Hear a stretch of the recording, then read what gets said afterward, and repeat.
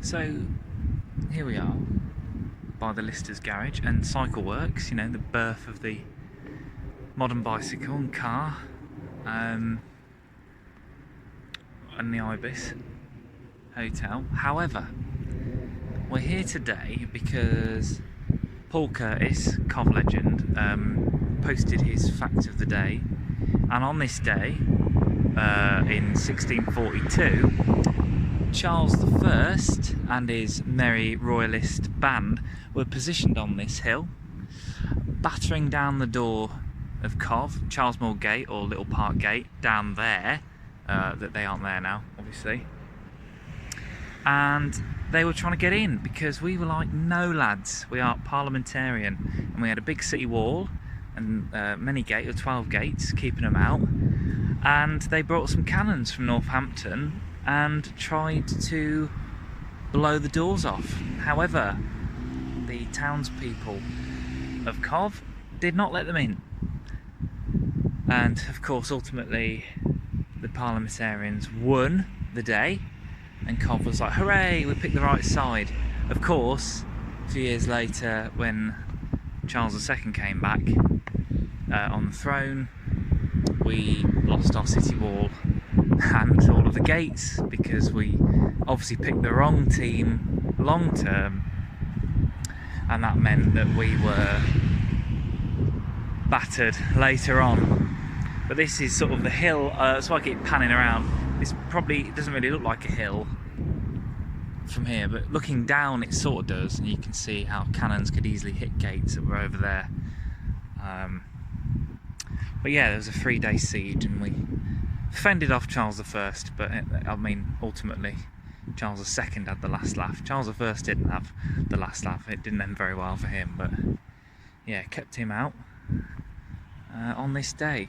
And there were some other facts Paul posted today, which I've forgotten, but I will maybe pick this up if I reread them. But thanks again, Paul, for your endless facts of the day of Cov. And let me just pop down here while I'm here at the Cycle Works to look at the plaque for Quinton Works, Swift, the office block of the Cycle Works, built in 1890. I mean, this was put up in 99. I mean, it's lucky that the ring road didn't see the end of this, because we lost so many Georgian and Victorian buildings to build this stupid bloody road. I mean, it's an engineering masterpiece, of course, but I do like a Georgian and Victorian building, and we just didn't give a care about any of it. So, oops, I clicked stop on the video, so that was a bit stupid.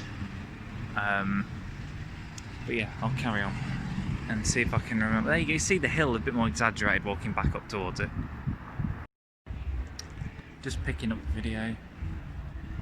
Most of you should know where I am, but maybe some of you don't. But it's the same as Guildhall. There's a bit of noise because the Digbeth dining is in the cathedral. But here's the Guildhall, and I believe another fun fact from Paul Curtis is on this day in 1485, after winning at Bosworth, Henry VII popped down. Hang on, there's a car. Yeah, just picking that back up. 1485, after the Battle of Bosworth, Henry VII had his first Tudor feast here in Cov after riding over from Leicester and dumping Richard's body with the friars. He came down to Cov and had a merry old feast as the Tudor king. And he stayed at the Black Bull, which is in the Bull Yard. So I'll walk that way as I head home to show you where that is today. But yeah, he just stood probably in this courtyard after a jolly old victory in the fields of Leicestershire.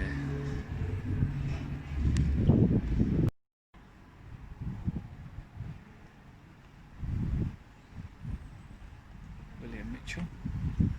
Best bit of Bull Yard that's being saved. So I believe the Black Bull was somewhere here where the Lytton tree is, because that's Barracks car park. So much named because it was a barracks at the time of Henry Tudor. So it was in this area was the Black Bull Inn, which is where he stayed when he visited. There you go. That'll do for today. All this soon to be gone, of course. City Centre South, all will be demolished. And actually, just before I go, I was just stood there. This marking is the city wall, or where it was, torn down by Charles II. Fun fact central.